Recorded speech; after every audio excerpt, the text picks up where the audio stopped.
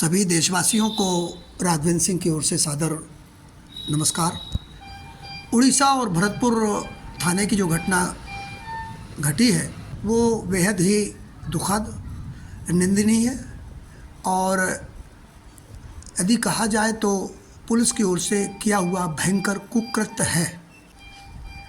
हर प्रदेश का जो व्यक्ति है, जब उसके यहाँ पुलिस का अत्याचार किसी पर होता है तो वो यही सोचता है कि मेरे प्रदेश की ही पुलिस कुछ ऐसा करती है, लेकिन मेरे साथियों ऐसा नहीं है।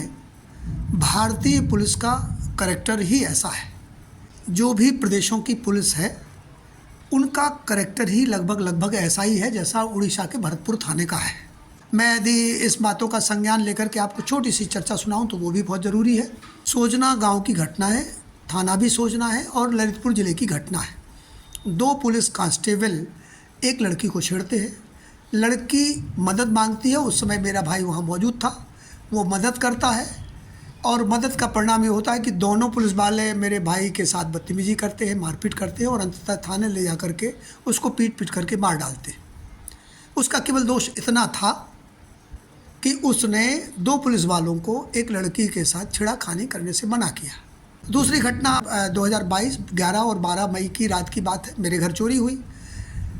थाना बानपुर के अंतर्गत मेरा गांव सिमरिया आता है। वहाँ शिकायत की, एसपी साहब के यहाँ भी शिकायत की, तमाम जगह मुख्य अधिकारियों के शिकायत की और अंततः उसका परिणाम ये रहा कि मुझे ही भला बुरा सुनने को मिला। आज तक 2024 तक उन पर पुलिस वालों पर कोई कार्रवाई नहीं हुई और ऐसे लगता है जब उनके से मिलने जाते हैं, ऐसे लगता है कि जैसे किसी अधिकारी से आप किसी पुलिस वाले की नहीं, किसी दरोगा की नहीं, बल्कि उसकी शिकायत उसी से कर रहे हैं। तीसरी घटना भी ललितपुर ज़िले की है और वो भी थाना सोजना की है। एक प्रवीण कुमार जी वहाँ दरोगा हैं। मेरे मामा गुजर चुके हैं, उनका मकान गिरा दिया गया। ऐसी शिकायत की मामा के लड़के ने कि मेरा मकान गिरा दिया गया और उसमें मेरी माँ दब गई है। इस शिकायत को जब वो थाने लेकर के गया तो वहाँ के जो प्रवीण थानेदार हैं उन्होंने उसके साथ मारपीट की और उसको बंद कर दिया और कहा कि साले झूठी रिपोर्ट लेके आ जाता है। और आश्चर्य करिए कि उसकी शिकायत वरिष्ठ अधिकारियों से की गई और दुर्भाग्य देखिए घटना स्थल पर जांच के साथ था। तो कैसे आप विश्वास करेंगे कि आपको न्याय मिल जाएगा। तो जो कुछ भरतपुर में घटा पूरे देश के लिए एक सबक है। मैं बड़ा इस बात से व्यथित और दुखी भी हूँ कि एक अधिकारी वही बोल रहा है, बिल्कुल वही भाषा बोल रहा है जो कि उसके थाने में बोली गई। उसने एक भी ऐसी बात का जिक्र नहीं किया अपनी बयानबाजी में कि ठीक है वो एग्रेसिव थे, आपने प्रयास किया, आपने बंद कर दिया, उनके खिलाफ़ मुकदमा लिखा दिया। तो ये कहाँ का नियम है कि किसी महिला को निर्वस्त्र कर दिया जाए, उसकी उघाड़े बदन पर या बिना निर्वस्त्र बदन पर उसकी छाती पर दरोगा लात मारे या वहाँ का पुलिस अधिकारी जो स्टेशन अफसर है वो लात मारे, फिर वहाँ का जो अधिकारी है वो उसके सामने पैंट उतार करके नंगा हो जाए और फिर वो अभद्रता के साथ उसको क्या उसने कहा है वो मैं यहाँ बयान नहीं करना चाहता। जो कुछ मैंने सुना वीडियो पर वो ऐसे लगता है जैसे वहाँ कोई आदमी था ही नहीं, कोई भेड़िया, कोई खूंखार ऐसा जानवर था जो इंसान के रूप में जो वहाँ का थानेदार बना दिया गया।